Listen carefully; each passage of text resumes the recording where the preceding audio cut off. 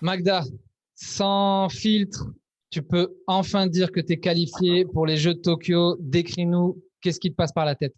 Bah, je suis trop contente. Direct, j'ai eu envie d'appeler ma famille pour partager avec eux parce que bah, c'est beaucoup d'émotions. Ça fait longtemps que j'attends cette qualif. Et du coup, bah, là, il y a tout le monde qui souffle. Et c'est incroyable. Je me rapproche un peu plus de mon rêve d'aller chercher l'or olympique. Il fallait passer cette journée qui n'était pas facile. Et du coup, bah, maintenant, elle est derrière. Et j'ai plus qu'à profiter, bien me préparer et profiter pour les JO, quoi. On suit ton parcours de près depuis très longtemps maintenant. Tu es la définition du j'y crois, j'y vais, step by step. Tu prends le process en pleine tronche après chaque compète. Tu te remets en question, tu reviens plus forte. Tu l'as fait, tu as réussi à gagner à Shiba, si je me trompe pas, la dernière fois. Et là, tu m'as dit, ça remet tout en perspective.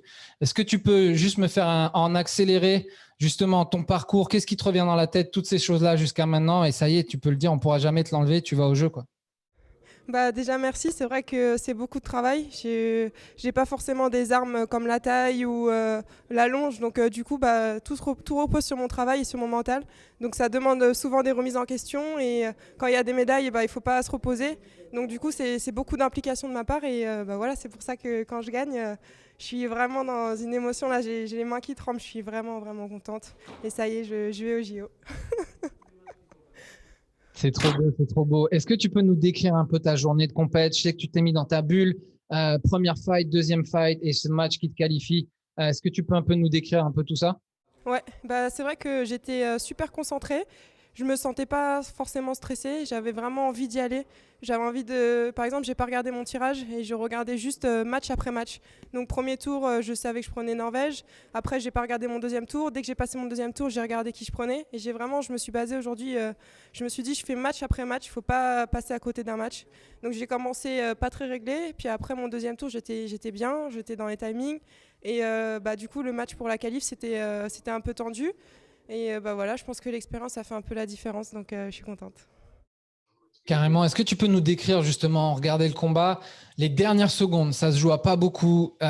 Qu'est-ce qui justement fait la diff, tu vois? Tu as le training, tu as tout, mais maintenant c'est juste être dans le moment. C'est un mélange tu vois, d'être sous contrôle, de l'expérience. Qu'est-ce qui te passe par la tête quand il restait quelques secondes là et que ça peut se jouer à rien, quoi?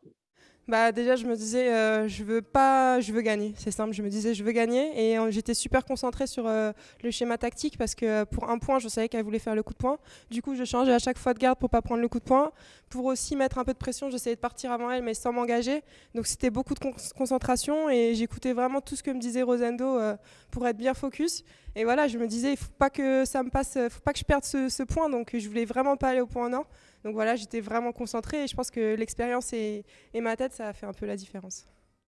Super. Est-ce que tu peux nous parler maintenant, parce que c'est un achievement pour toi, mais tu as une famille qui te suit, tu as une famille qui a aussi réussi des choses extraordinaires dans le sport, et tu arrives à marcher dans leurs pas et à arriver à complètement exceller dans ton histoire à toi. Est-ce que tu peux me parler un peu de ça, justement, de cette relation de famille à travers le sport, et comment ça a amené à être toi aujourd'hui et à performer comme tu le fais?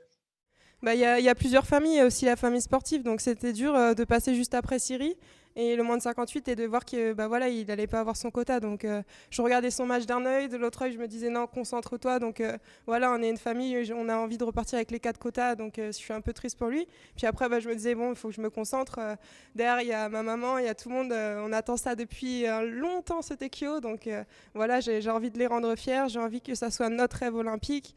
Et voilà, je le partage avec ma famille, avec ceux de l'équipe, les coachs, et c'est des émotions incroyables. Franchement, c'est pour ça que j'adore le taekwondo.